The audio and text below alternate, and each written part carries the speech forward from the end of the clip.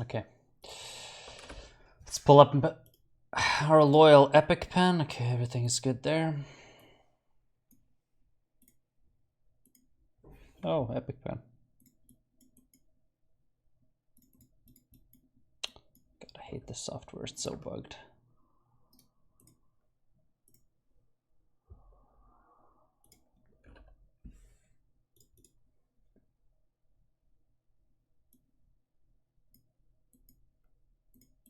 There we go. Got that working. So let's take a look at what we have here. Oops. So Toronto playing like the regular Goats comp just without the Lucio. They got the Batiste instead and the Ana. So different supports, which is interesting. Definitely very difficult to execute on attack. On defense, you can see how it might work because you have a lot of sustain. Mayhem does have a lot of pushing power though with their composition, so they're running the mirror with the exception of having different supports, right? So let's take a look at how this plays out. Spence OW, thanks to the follow. Oh, interesting. Okay, so they're essentially, it seems like Toronto wants to force the fight here. Obviously, this shield is kind of just to protect Yakpung and Logix, and it's a little awkward to push into this, because obviously, presumably, you're going to be getting shot from off angles as well. Neko and Aid presumably on the high ground, and they can just rain in heals. So you have the Immortality field, which Florida doesn't. But it seems like you're looking to take the first fight here if you're Toronto with this setup. Dexari with the follow, thanks. Appreciate it. Okay, you can see the wall coming up for Mayhem, which means that you can't really see where where Mangachu is here, but presumably he's on the high ground as well. So this gives an opening for all 6 to enter, because obviously if some of them get walled off, Toronto wins this trade. But it seems like all 6 will be getting through here. Yeah, and they do. And Yakpung immediately replaces his shield, which is interesting, because this means you don't get really a second one. If he stayed there with his shield, let Mayhem break it, and then replace this, he would have had a lot more shield health, and then you will win Shield War. So it's a little odd that he immediately replaces this. As you can see, you know, I mean, if he lets this one break and then replaces it, it's better. But now you're sort of even in shield health. And also, because this wall blocks off Mangachu, this wall doesn't really do anything. Mayhem can easily push around it. So one of the major cooldowns, you don't really get much value out of it. This one, more value, because obviously you enter through the choke point, which is one of the hardest things to do at this point. And then you engage in this trade. BKB, you can see stepping on a bit of an off angle, trying to freeze everyone. Let me take a look here again. Nice little pull. And BKB gets to actually tickle these guys quite a lot, because Mangachu is seemingly focusing on someone else other than BKB. Because if Mangachu just immediately focuses BKB, then BKB has to use his ice block. And here it seems like BKB gets away with murder, kind of. Like, you shouldn't, you know what I mean? Like, in this situation, when BKB immediately, Mangachu needs to just go for him. Force his shift, and then that's probably a free kill. And then 8 can use Lamp, and you should be able to win this trade. But he goes for Reaper instead. So you're going to get Reaper's shift, but that also means BKB gets to do a lot here. And he actually forces Mangachu's shift first, which, you know, it shouldn't really happen with how it played out. And that's huge, because now these guys have to fall back. You've gotten your shield broken because you kind of misplayed your shield a little bit. You didn't get much value out of your wall. You got your May shift forced out first, whereas BKB still has his. So you're in pretty good shape here if you're the Mayhem. And Immortality field obviously comes out to save them, but gets broken very quickly. And then Mangachu gets frozen and dies. Again, good good focus by BKB. You know, he understands here that he needs it's so much value in just freezing the Mei. Because if you start freezing the Mei and you start left clicking her first, she will have to use 1 or sometimes even 2 cooldowns to keep herself alive, and that's how you can gain a very big edge. Goats in this new comp play similar, yeah, they do. It's just cooldowns, right? Like walls are essentially bubbles. You force shifts. It's like forcing, yeah, it's just like forcing regular cooldowns. Strange, I think you would rather run a Hanzo here instead of Reaper. Yeah, I mean, on defense, I do like, on this point, a lot of teams run the Hanzo, some variant of Hanzo without speed, and a lot of teams use their Orisa as bait and just create crossfires and try to kill you before you get to point.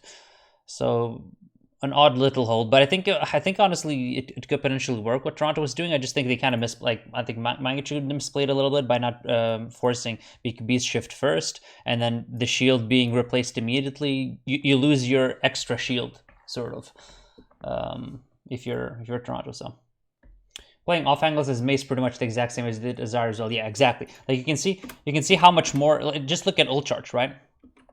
Look at how BKB plays this whole fight. He's on the off angle, right?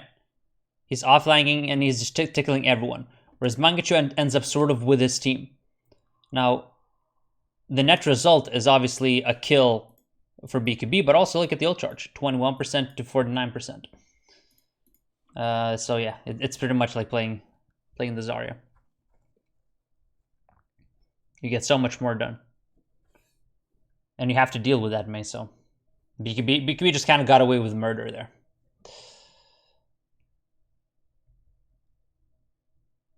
How are you today? I am very well, Dixari. How are you? These red walls are confusing. Which red walls?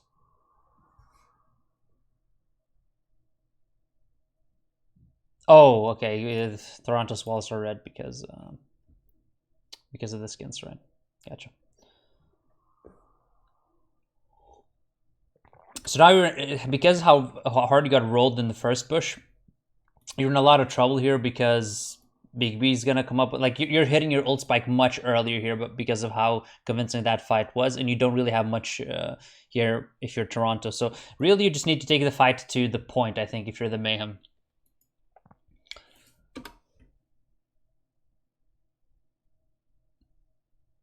Hago almost has his ult as well. You can do a lot of things with that. So let's see how they approach this.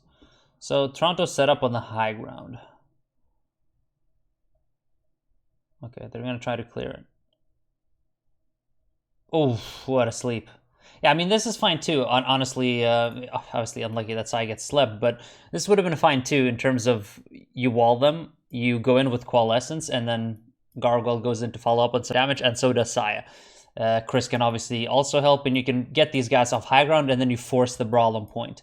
Because of how big of an ult that you have, that will be completely fine. And there's not really much Toronto can do with this, but huge sleep by Neko here. Because not only does it, I mean, the biggest thing is it cancels Saya's follow-up on this play. Which means it's only kind of Gargoyle and Hago who can go there, and then you can't really accomplish anything, right? You can't accomplish anything against that bunker. They just throw down the immortality field, and 8 gets window, and now you're kind of screwed. And that's presumably why they want to clear. Mayhem wants to clear this in the first place, because when 8 does get window, if you go point and they can maintain this with window, they can still kill you. You know, like if you just pass the point for the Mayhem, Hanzo can take this. You can play this with the window. Obviously, you should still be able to get ticks with how big of an ult that you have if you're the Mayhem, but yeah, if possible, you probably want to clear it. You almost have to hope Logic's clutches here. That's such an old disadvantage. They gotta try and make plays before Mayhem dumps ult.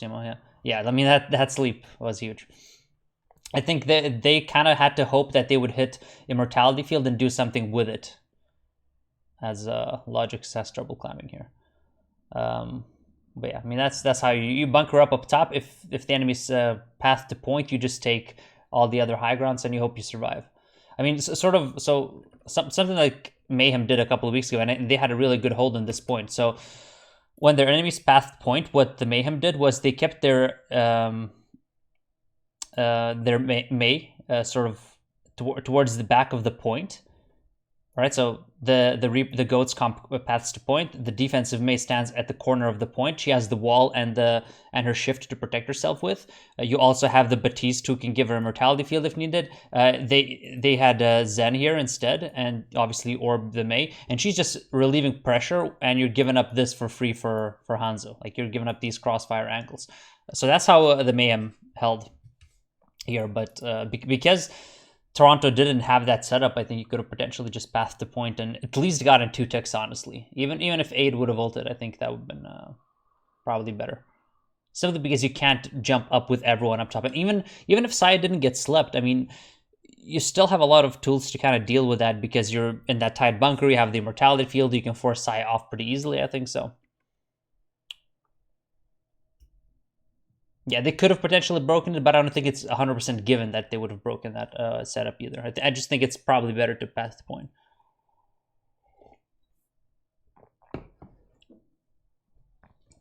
All right, now Defiant has caught up on ultimates, so now they have a lot more room for error. Let's see how Mayhem plays this. Again, no one's there for pressure relief, which is a big thing. Like I said, the way Mayhem played it last week was they kept the Mei there, which means even if you go on point, you have to clear the Mei while you're getting shot from different angles. Because Mangachu is playing here, if you just get to point, like who's gonna contest? You know, Mangachu might be a little late to contest. If Yakpung drops down, he dies. So, but obviously the difference is by Mangachu playing this position, he gets to potentially get a wall off to slow down the pathing. And maybe he can still get to points. So let's see how this plays out. D.Va can drop, yeah, but D.Va can contest for maybe like a second tops. And as soon as Mei will immediately left click her, freeze her, and kill her. So you can never go close to Mei in this meta. Wait, what happens here? Okay, so why does Mangachu drop? He has his wall. Why does he drop? I mean, maybe that's the thought process here as well. That Mangachu's like the pressure release on the point, and he, that's sort of his mission. He wants to drop in the point, but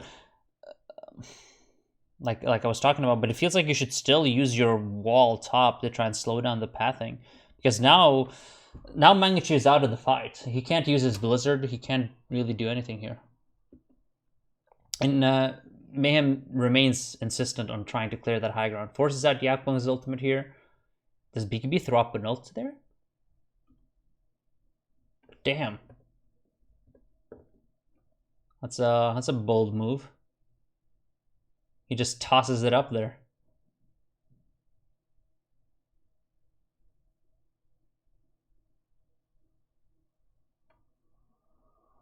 Damn. What an ultimate by BKB. That's huge. Yeah, now it's over. Unless his bomb gets something.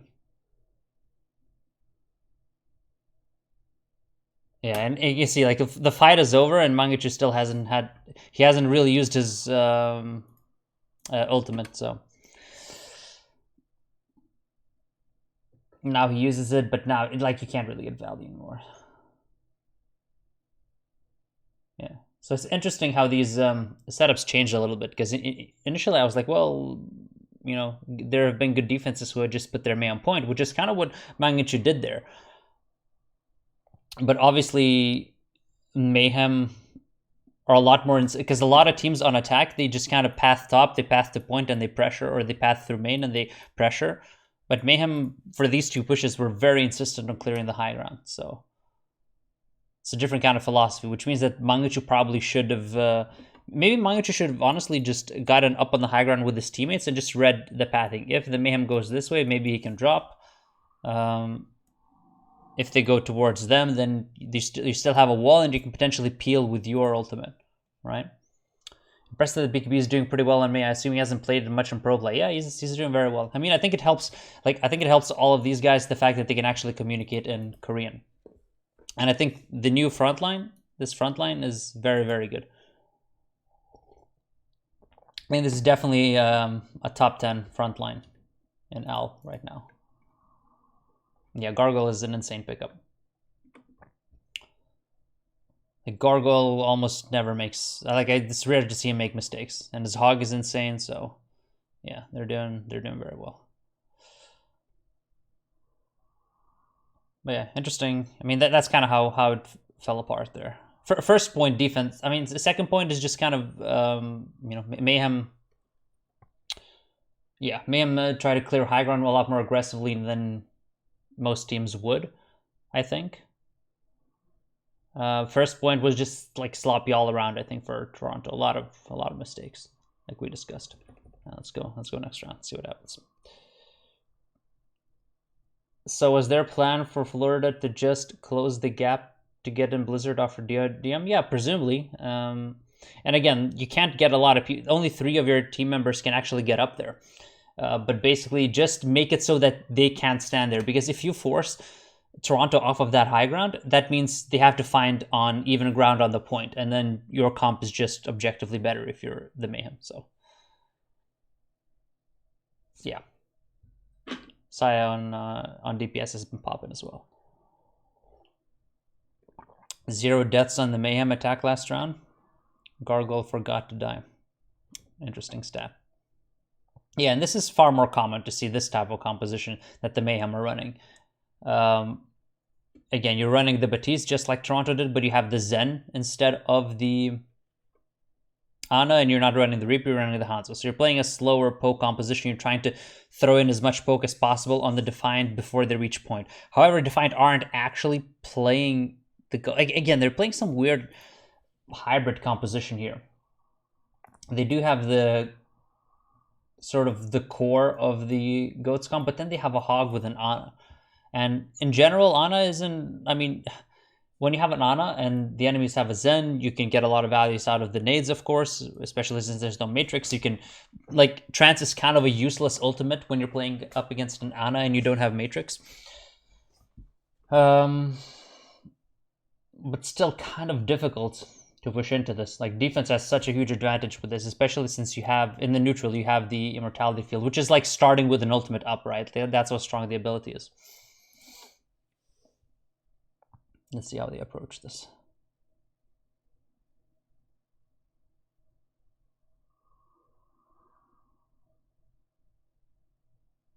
Oh. So this is interesting because what the Mayhem did before or last week, maybe that has failed now, they would put their main tank here. And this is something that some other teams did as well. They would put it with this exact same comp. Fate would play here, and then you would have the Hanzo shooting you from there, and then the rest of the team would just pocket Fate. And basically, what you're doing, you're giving this comp a target to push. But while you're pushing this target, you're getting hit by the Hanzo.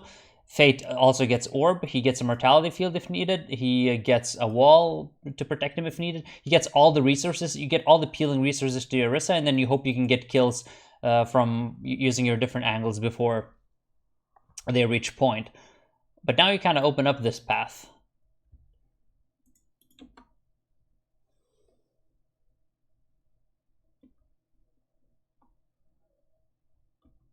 And also, like, Chris should never be getting pulled here. The one target that can absolutely not get pull hooked in the initial trade is the Batiste. You need that Immortality. You can almost save pretty much almost everyone. Anyone who has a tank and gets pulled, you can save them with the Immortality field potentially. But yeah, bad positioning here by Chris.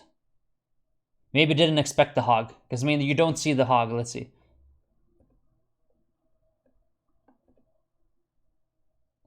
Yeah. They don't see the Hog until now. So they probably didn't expect the Hog, which is why Chris's positioning is as it is. I kind of like Ana to force out cooldowns with nade, but rather have Moira. Well, the thing is, it's hard to force out cooldowns with Ana on attack, because how are you going to throw in a nade here? You know what I mean? On defense, it's easier. On attack, when you're facing a huge high ground disadvantage, it's a little harder. But yeah, just Mayhem didn't see the Hog, presumably, and caught them by surprise. Nice TP by Logics, clears high ground on his own. Wait. How is this still falling apart? So how does Chris dies?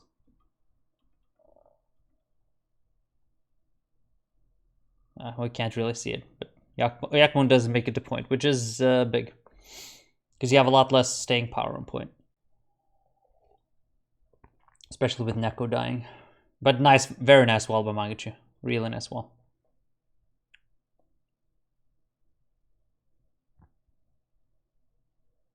Yeah, now it's hard to enter against the main. And you have spawn advantages, so it's kind of over.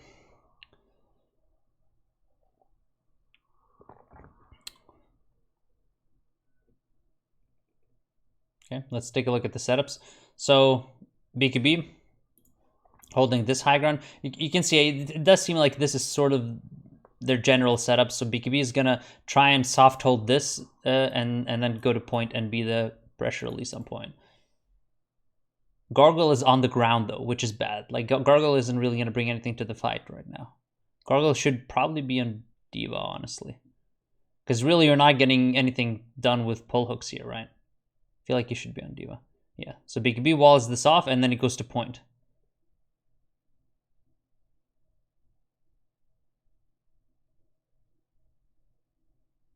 Okay, they TP the Reaper. So another thing that is good with the Ana, as my PC is lagging for some reason, and this is something that Soul was doing a ton. Like Soul does this a ton, where they run the Ana, and it gives Reaper more resources. You just nano up the Reaper, and he can TP into like 5 people and kind of force them off high ground on his own, or at least output a ton of pressure. Which is, you can see how much time it buys these guys. You just nano the Reaper, he holds high ground for you a little bit, he pressures those guys, and this gives time for all of these guys to rush down BKB. Look how quickly they forced BKB's shift. I'm recording a VOD right now. Has anyone yoinked it yet? And hi, how's your day going? No one's yoinked it yet. I don't think so. Yeah, no one has. And it's going well. Kurama, how is yours? Pretty sure you're first, dude. Yeah, he is. Yeah, but you see what I mean. Like you give Reaper cannot make this play just TPing on his own into the face of the entirety of the enemy team if he doesn't get the nano. But he gets that, and that gives you the quick shift force on BKB, which means BKB is going to die a lot faster than he would. But basically, this is in line with the philosophy that we talked about on the first attack round that BKB was doing last week as well, where he would stand there and he would kind of defend himself while others set up crossfires. And now he just drops to finish off BKB. Oh. No. Oh.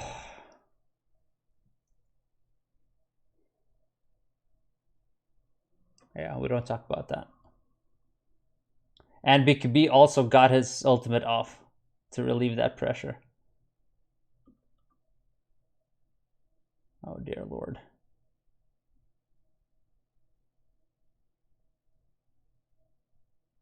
Fade dies though. But you have spawn advantages. Is this doable? You have an Orisa on the point. Nice crossfires here by the Mayhem, but no one can really touch point. Okay, now you touch point. Should be able to clear this. Okay. Wow. Okay, Logix came back from spawn as Hanzo and just clutched that. It should have been Mayhem's fight that. That was, yeah, very good start to the fight by Toronto. They started it the right way. They got what they needed. And even though Logix kind of messes up after that, they still, even though they didn't kill the May, they forced the May out of the fight for a couple of seconds, forced out all of her cooldowns, forced out the Blizzard, and forced the fight on point, which is the biggest thing, right? Like, that's what you want to do. You want to force the fight on point. You want to negate those high ground angles. And Sai ended up off of a high ground on the ground, and he just ended up shooting shield the whole fight, right? Which is, if you can get the Hanzo to just shoot shield, you're much happier with that than him shooting you in the back from high ground. So Why is my thing lagging so much?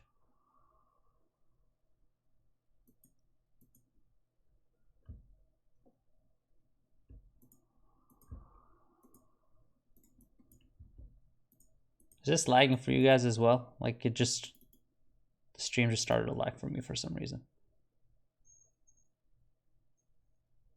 I think it froze quicker because BKB got his ult down and left click logics. Yeah, that's true. Yeah, he was not exactly. He wasn't ready for how fast he would freeze. That is true. And also logics didn't have his shift because he went up to pressure. So, do you think Symmetra will become meta if Sigma Orisa is meta? I don't know. Not sure about that. Difficult for me to envision Symmetra being meta, but who knows? Crazier things have happened, right? Reaper is meta now, so Symmetra does have a ton of damage. I've actually had a lot of success playing Symmetra in ranked on defense, like first point defenses against all of these double shield compositions. You just power up your left click and you do a ridiculous amount of damage. Do you think Sigma is looking like meta? It's difficult for me to say, honestly, because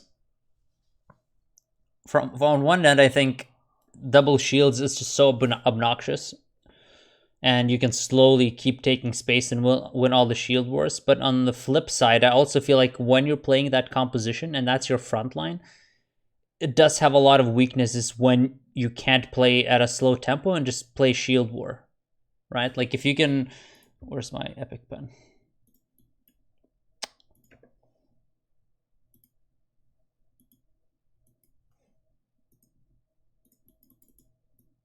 Oh, I hate this. Okay, so now I can draw. Okay.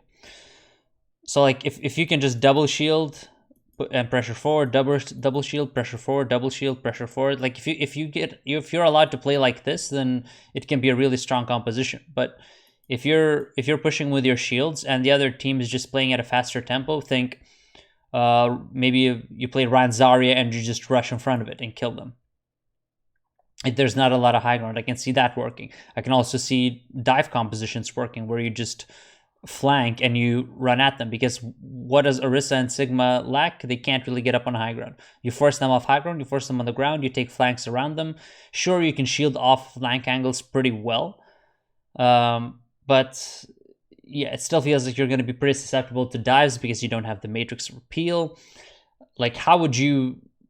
Yeah, like it's difficult for me to envision even taking a point like Hanamura second, for instance, where high ground is so important. But maybe, who knows?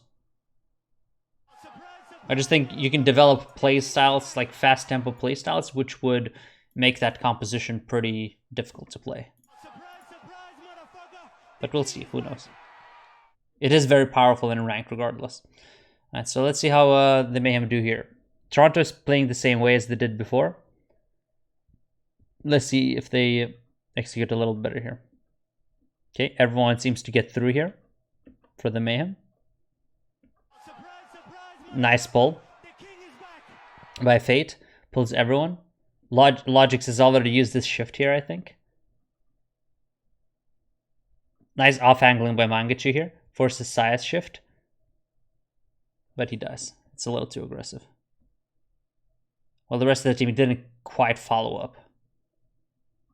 But you can see, like, Mangachu is doing what BKB was doing before. But you can see immediately, as Mangachu is doing this, BKB turns around to freeze him, right? Flip the sides. When BKB was doing this on the previous attack, Mangachu kind of ignored him and tried to freeze the Reaper instead. It was different priorities. Priority for BKB is Mangachu is out of line here. He should not be getting away with this. He starts left-clicking him, forces out the shift. And now Mangachu is way in front of the rest of his team. And if his team doesn't save him, he dies. Right? So, good execution by the Mayhem. Let's see how was the wall used here. Yeah, so the wall comes out there, but I don't think it walls off anyone. And BKB kind of wastes his shift here. Like, BKB is 100 HP. So, like, this fight ends pretty quickly in favor of the Mayhem. But BKB even gives them a free shift. Like, I don't know why he shifted here. Maybe he was trying to dodge the sleep dart. Could that be it? Because it does not make sense for BKB to use this shift here. Let's see if we can hear this. Wait. Here's the ice wall. Logic uses that to get down. And a lot of freezing going on here. No. Seems like a mistake, but maybe that's the only thing I can think of. Or maybe was there a pull? Maybe there was a pull. Wait, let me see if I can hear the pull. Great angle. Here's the ice wall. Logic uses that to get down. And a lot of freezing going on here. Not sure, but that's the only reason why you might potentially use it. But yeah, you get that for free if you're Toronto and still end up losing. So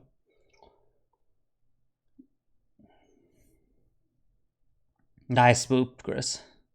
Yeah, fight over. Not much to say. All right, let's see. Mayhem has been trying to clear high ground here on every push, pretty much. Seems like they're going for the same set play. Saya's gonna teleport from right side high ground. They go in for, ooh. So what is this setup? It seems like the Defiant wanted to get up on high ground. Oh, a couple of follows. Wait, hold on. We have JCap, Lab26, Don, Powen, and OW Chris with the follows. Is that the real Chris? Is this the Mayhem Chris? No, it's not. Okay. Just checking. Okay. Oh, this is real Chris? Hello, Chris. Congratulations. Very, very good play. Look. Look at this play. Oh, look at this man. Oh! Oh! Big play.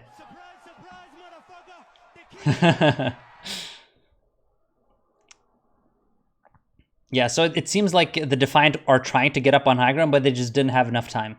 Because obviously you have to walk up with everyone, the May has to boost you up, and they just ran out of time. And they want to use Aid's ultimate here to relieve pressure, which is fine. In reality, like if this wouldn't break.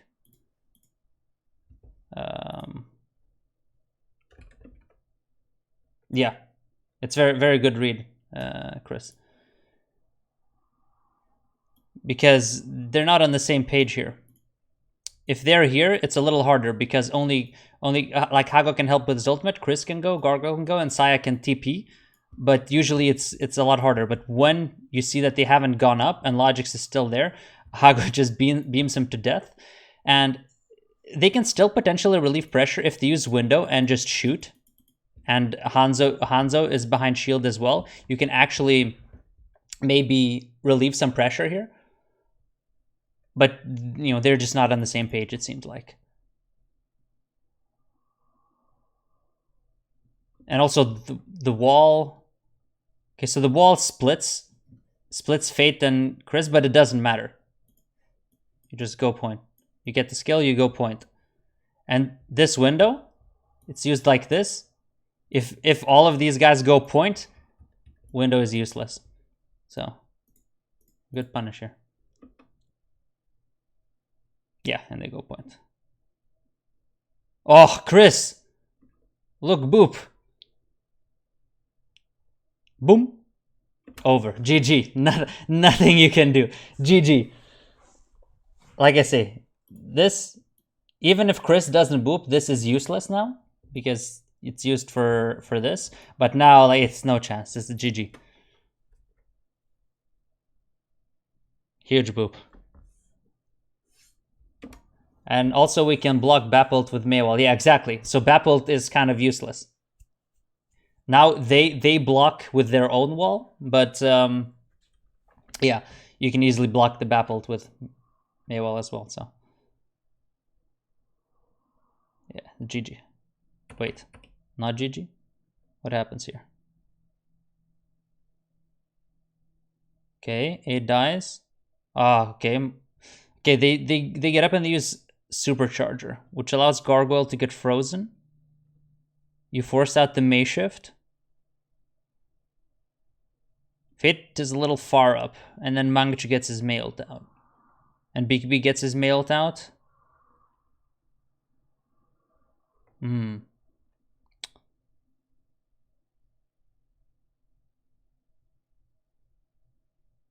Yeah. This is a big problem. When Gargoyle gets frozen and loses mech, now Mangicha has a free ult. And you can still clutch it. And the Fate is really far up here as well.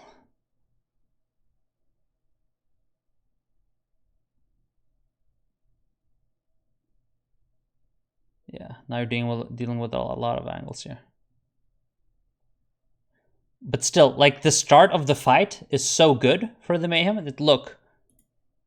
Ult down, ult down, ult down, ult down, ult down. 5 ultimates. 4, 2. So now, and 2 ticks. So now you have huge ult spike for just 1 tick. So the start was just really good. Nico Swastek and MM Sicarius, thanks to the follows. So now there's a lot of ways you can approach this. A lot of teams have done as well. Sometimes they path to point and they try to bomb to force down the people from the high ground. Because now they actually have the good setup. Now they're actually on top. Let's see. Do you bomb here? Okay, you don't bomb here. You just go up to clear the high ground with the wall. The wall is really good. This wall is insane. And this is weird how Toronto is positioned, you know? Like, Toronto is positioned so close to the edge here. Like, if they were here, it's a lot harder to split and just lose. Like, these guys can still shoot back. But when they're so close to the edge, then this wall just accomplishes so much. Good, you matrix in the Reaper. And, okay, so Mayhem, like, Neko use the same play for Sai here, but with the beat instead of the Nano. How Neko used it on Logix on their attack, right? And again, you just play at a fast tempo.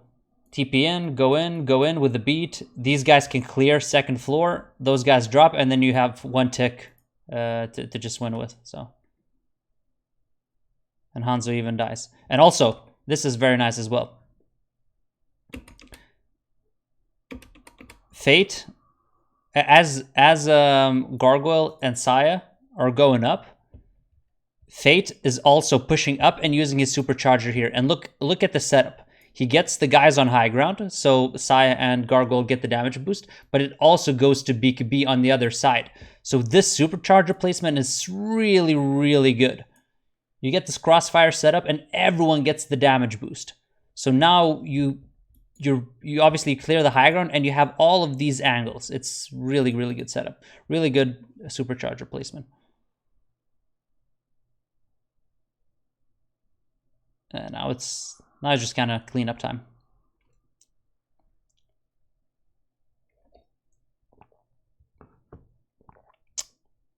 Very good high ground clearing. Very clearly that it's a priority for the Mayhem too. By all means necessary, clear high ground, commit ultimates to clear the high ground, and then force the brawl in the point afterwards.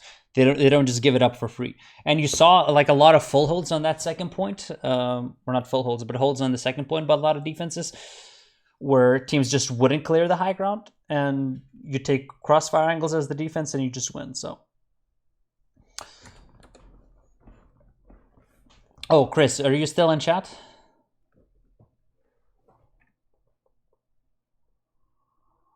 Oh, wait. I have to ask.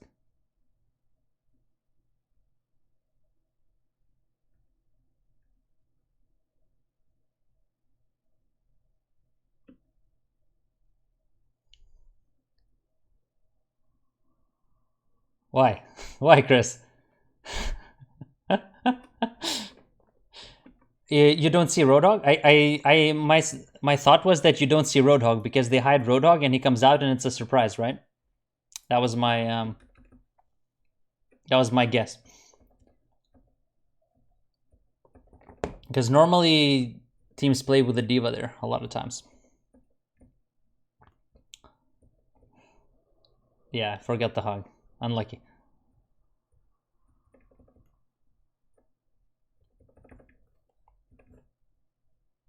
Yeah. If you know, further back.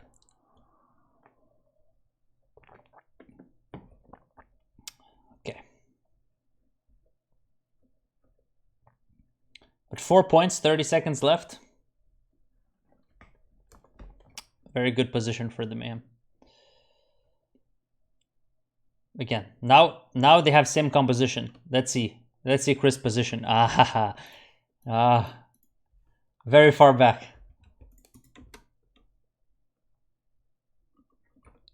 And you can see everyone is ready, right? Now no one will be surprised by it. Hago further back from the shield, further back, right? Everyone's further back.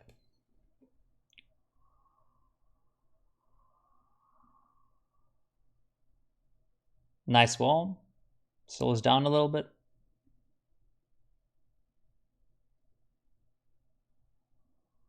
And this is nice. Like you can see, BKB from this angle, while everyone is focused here, he's shooting free shots, right?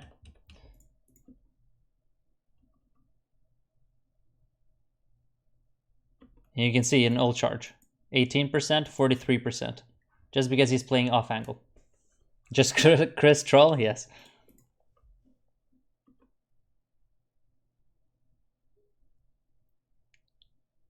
Easy clap. This is why I think, like, if this composition doesn't hit first hook, it's gonna be very, very difficult. Like, it's so hard to get much value out of the nade here as well. And like, you're gonna push in here, BKB is gonna shoot you from there, Saya is gonna shoot you from here. You dodge the hook, and then you can pull hook from here. If a tank gets hooked, Chris can throw down his lamp, so you have a lot of tools here. And also Hago can also shoot from an angle up there. So like, all the angles you have are insane. You know, like you just have, as if the fight is taking place here for a long period of time and no pull hook hits, then the defense just wins. Now they change positions. Saya goes here instead.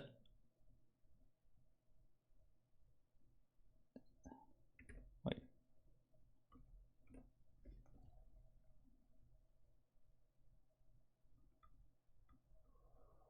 Ooh, very nice pull. Gets all 4. But the hook hits Fate, who is fortifying.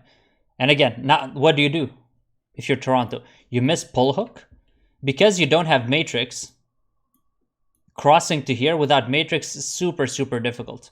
Especially because not only do you have to transport him and him, like if this is Moira can also shift on point, right? So with this comp, it's just so hard to go on point. So when you miss the first bullet, it just seems very, very difficult. Because now the whole fight, like I say, you're dealing with this angle. And then this wall comes out, and now you're stuck here, and then you're getting shot, you know? Why do teams run the Ana instead of the Moira? Ana can be good in certain situations. Like I say, on defense, you can potentially maybe use her sometimes. You can also, like I said, Ana nanoing Reaper and Reaper teleporting up on high ground is a very strong play. It's something that a lot of teams utilize. Seoul does it a lot. They love Jaehong on Ana playing with the Reaper, and then they just nano Fitz or whoever is playing the Reaper to kind of clear the high ground.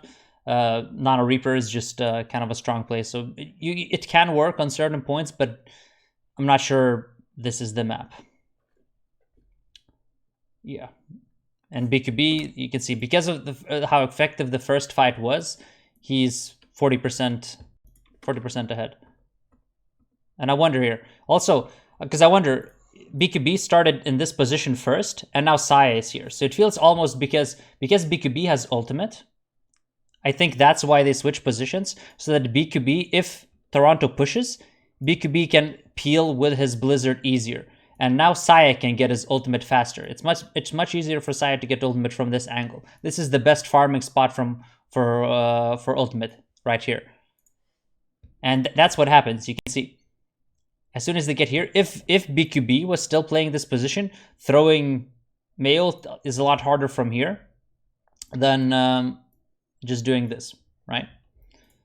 So interesting swap of positions. I think that would probably be why they did that. And you can see, like, very good Blizzard now. And Blizzard ends the fight. Wait. Saya, kill 2.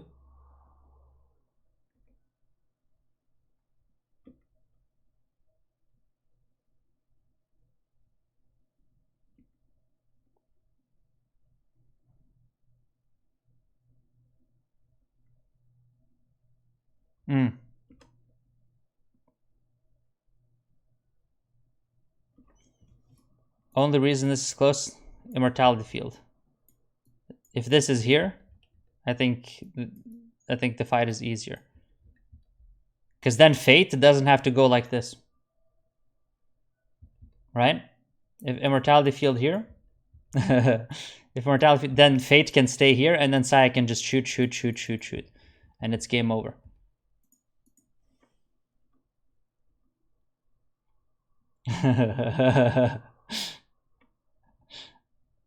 Noob skill, Saya says. So now Saya has to use his dragon. And also, Hago has to use... Cuts 2 ultimate.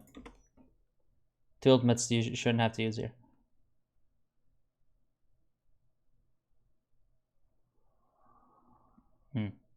But really, it should have been BKB ultimate, and then you keep 5 for next fight.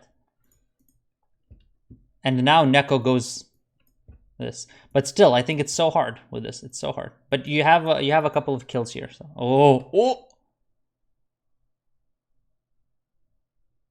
Oh.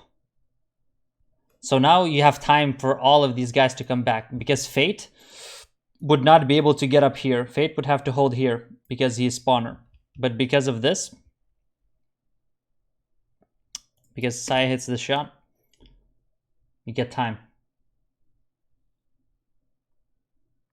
Chris is getting bullied. Yeah, you can see Fate is coming back now. Oh, handsome man.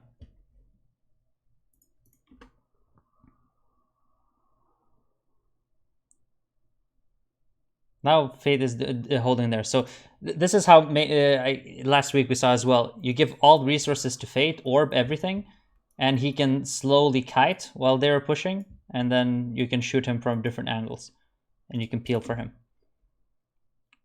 Also, gonna be a window play here.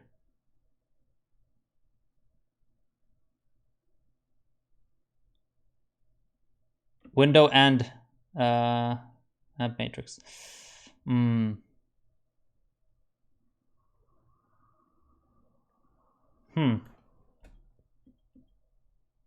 So I like what Toronto is doing. Instead of doing this, like, because if they go like this, you use window like this and you just kill them. But they ignore Fate and they just go all the way around. So window is kind of useless. This not as good. If Toronto does this, so maybe it would have been better to just play with shield here and just do the double damage boost here, and then you kind of win. Because if Fate isn't here to block this, it's so hard for the rest of the team to hold this. Also, wall is very bad.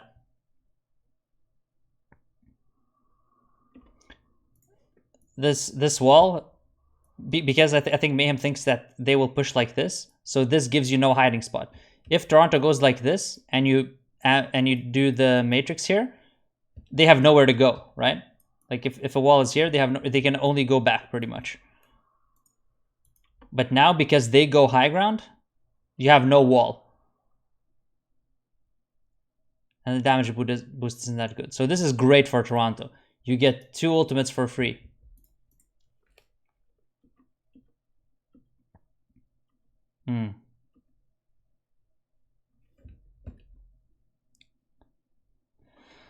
Okay, Mangachu has ultimate, Yakpung has ultimate, 8 has ultimate. Ooh, this is hard fight. We need Saya clutch here. Or Gargoyle clutch. Need pull hook.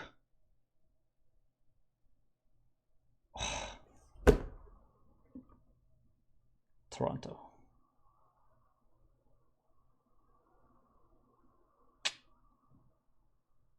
And they fight anyway. So now the fight starts 5 versus 6. You lose beat. And also you get a great wall. So in...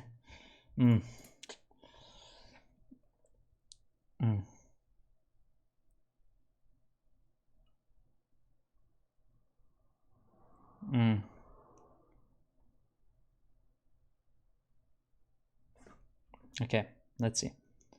So they lose beat. You get this for... Wall is very good, so you take this for free. But you still have to survive this. Good, Chris, good thingy here to save BKB for a little longer.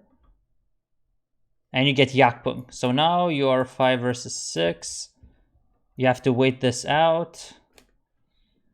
Saya can go in with a dragon. Gargoyle can use his. Hago almost has his ultimate. Now this is very winnable. 8 is going to be back pretty fast, but this is very winnable now. Oh, gods get demected as well. Yeah, GG. Don't even need the dragon. Nice clutch. Clutch play by Hago.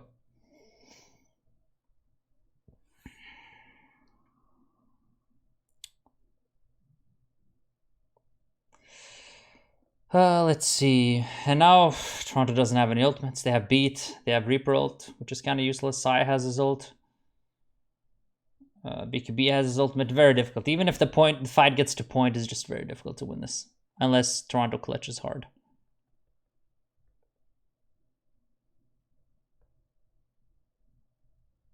Oh. It's okay. Ooh. Wait. So it's the same thing, right?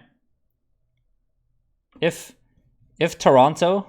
Wait, if Toronto pushes Fate and Fate falls back, then Saya has this angle and he can carry for free, right? So this is smart by Toronto. They just ignore Fate. They know that this is just bait. And they clear the high ground, so it's a good start. Because, again, if Fate isn't here, you can't hold this if Toronto pushes. And because of that, Gargoyle dies. But you get the mech. You get the mech for Gargoyle and you get the beat out. Now when you get on point, you have the trance, you have this, you have this, you have this, you have this. You can't lose.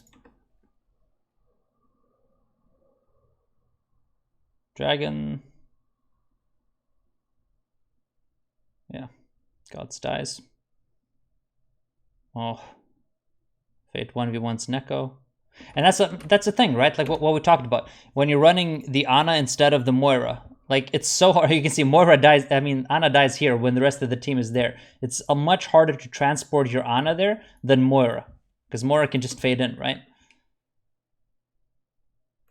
This is the same problem. Think like Lijiang Gardens. Ana is so hard to retake with there because you just get solo pushed a lot of times. Especially like if you're playing a dive composition and you're not going to get any peel and no one's going to transport you, it's just so difficult for you to get in a position where you have good sightlines and retakes and where you're going to have an impact. Which is why a lot of teams swap off the Ana and the retakes there too.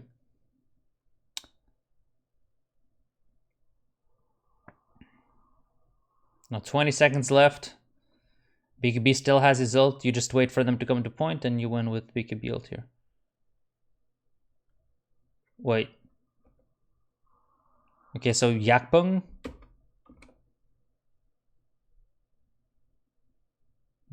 What happens to his shield?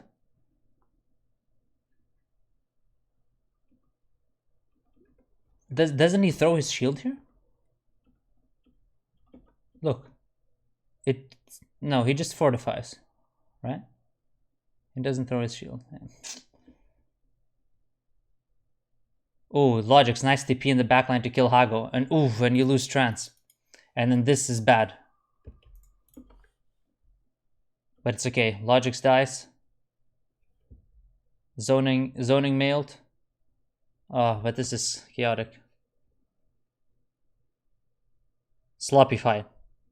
Sloppy fight from both sides here. But Mayhem just has too many ults to lose here. And Yakpung dies. So when Yakpung dies, it's kind of over. What do you think is the best comp way to break that style of Mayhem's defense's attackers?